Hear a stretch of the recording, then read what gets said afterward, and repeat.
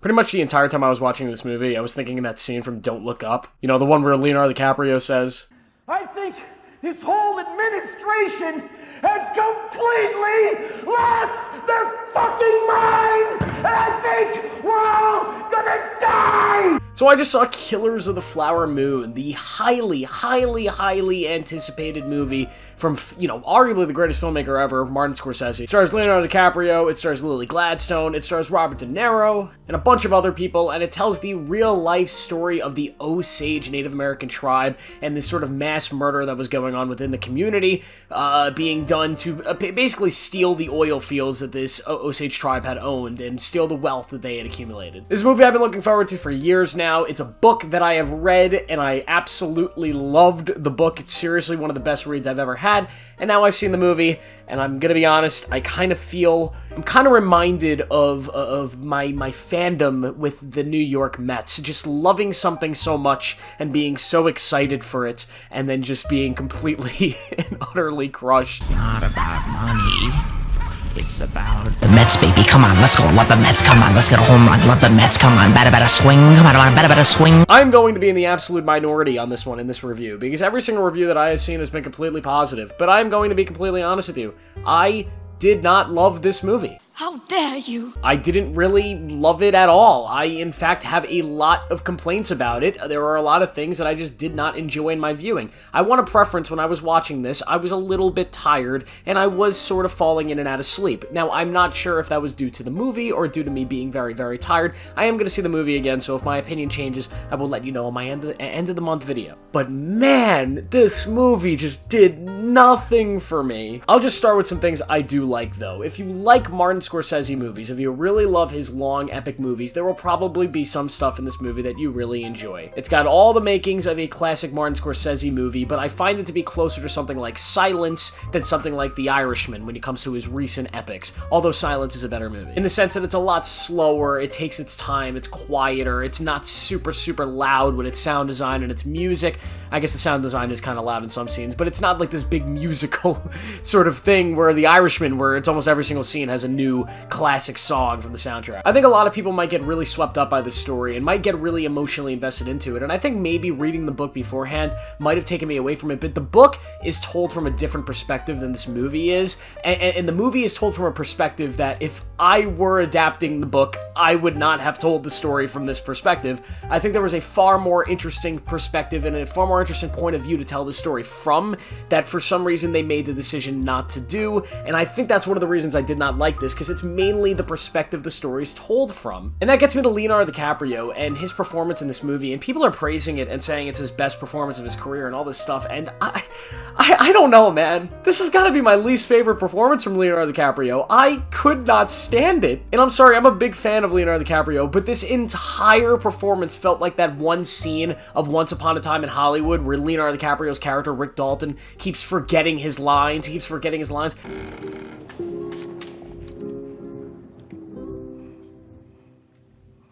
Line.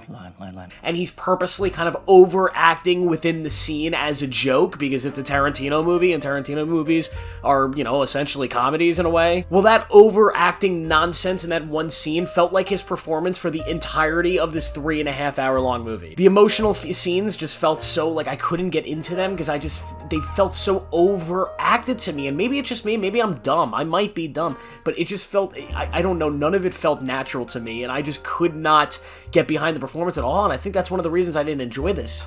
And I didn't like the character at all. I didn't love the person when I read the book that he's playing. The person, it seemed to be very dull, kind of stupid, and not the type of person in this whole world that I would have picked as a protagonist. But I kind of can see why Martin Scorsese picked him. They wanted to really tell the story from within the conspiracy. But this character, man, he's just not a great character whatsoever, and Leo's performance is just not, it just wasn't for me. I will say Lily Gladstone is really good in the movie. I think her performance is being a little bit overhyped. They're saying it's like the greatest greatest thing ever. It's not, and it's only because she's not in a lot of the second half of the movie. She is front and center for the first act and the first, like, hour and a half to 2 hours, and she's really, really, really, really, really good. Like, Oscar-worthy 100%. And then the second, you know, about the third act of the movie, which is, like, almost an hour and a half long, is she really is not as involved, at least in a loud way. There's a few scenes that are very quiet, very subtle, and that's pretty much her whole performance in this movie, very quiet and subtle. But there's some scenes that are really, really quiet and subtle that she's in and does some stuff in that I really liked. But overall, she was great here. And Robert De Niro, I mean, if you've seen the trailer, you could tell that he's playing a sinister, evil dickhead.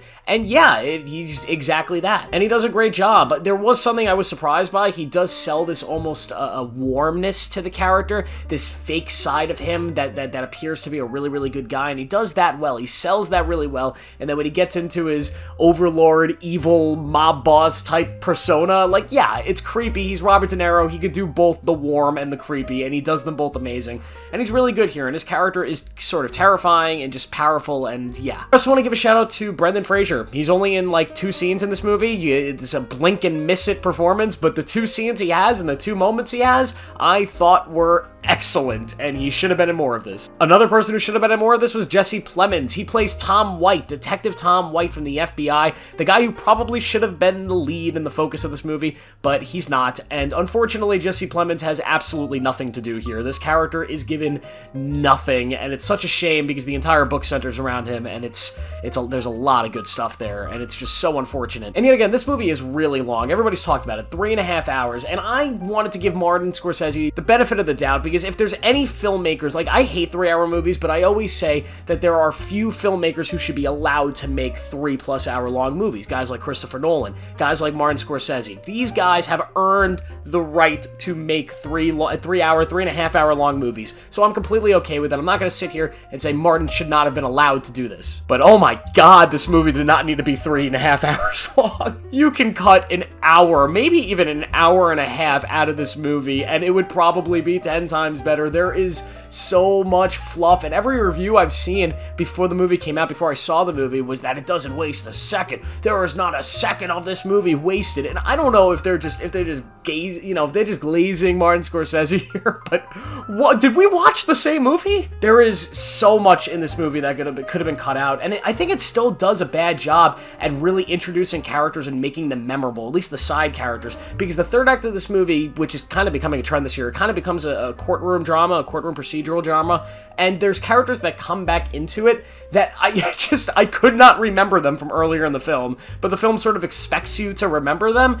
And yet again, maybe I'm just stupid. Maybe this is just a me problem. But I was just like, the movie's 3.5 hours long, so I sort of understand why I can't remember the characters, but also you have a lot of time to do something with them to make them memorable, and they weren't. And also the ending of this film, like, God, I truthfully have no idea what Martin Scorsese was going for here, but it was... what a mess! The actual ending is fine. Like, the final shot of the movie is good. The actual ending is good. But there's a moment in this movie, like, if you've ever seen any true story biopic ever, and right before the credits, they usually put up the text on the screen to tell you what happens after the movie ends. What happened to these people in real life. So Martin Scorsese has a weird approach of doing this in this movie. He just kind of completely does it in a different way.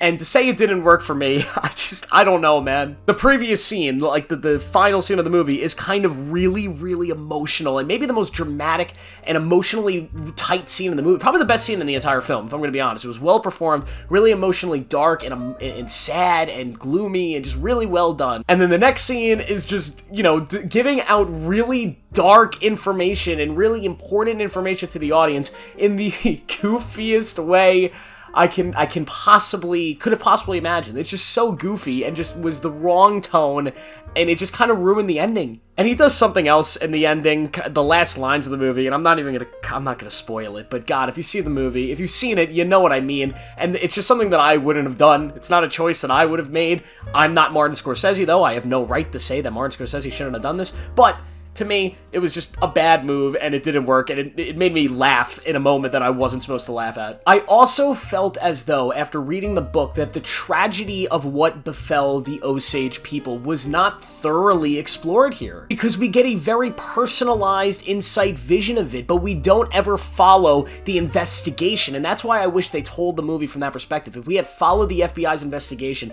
we would have further learned that this wasn't just like this isolated murder spree, and you know, these they show at times little montages of the murders and how far it goes. But the real investigation would have revealed, and if they showed it, that this was almost a genocide of these people, and it was really dark, and the conspiracy never really got fully exposed. There was so much of this that went unsolved and uninvestigated. There was so much corruption coming from both Washington and the officials there. There was so much that they could have dived into, and the film just, I don't know if it totally explored those ideas in a way that would have been powerful. Instead, it really focuses on these two characters and this family and this emotional love story, and it just, to me, it just did not work at all. And like I said, I'm in the minority of this. There's a lot of people that have seen this movie that absolutely love it, so do not take my word as because I didn't like it, you're not, because more than likely, 90% chance based on the Rotten Tomatoes story, you're gonna love this movie and think I'm a fucking idiot. But for me personally, I felt as though after reading the book that this was such